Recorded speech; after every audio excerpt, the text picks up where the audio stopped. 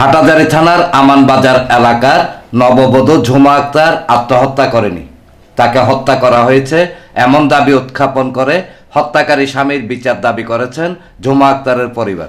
31শে জানুয়ারি বিয়ে, 1 মাস 19 দিনের মাথা 29শে রমজান রোজ বৃহস্পতিবার আর সকাল মানে সেহরে হওয়ার পরে জামাই গলা টিপে হত্যা করে এনে মারছি।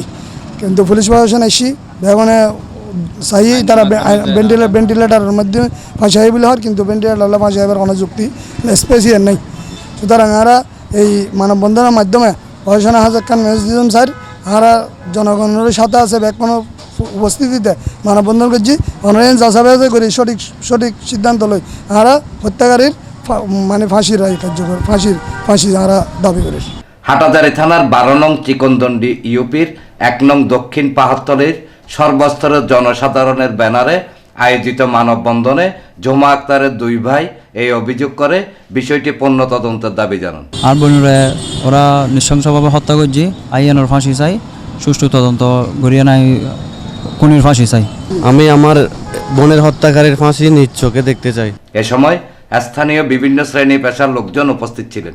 ঝুমু নামের মেয়েটাকে হত্যা করা হয়েছে, আমরা চাই এই হত্যাকারীর সন্তুষ্টভাবে বিচার যেন হয়। ডেস্ক রিপোর্ট, প্রগতি 24 টিভি।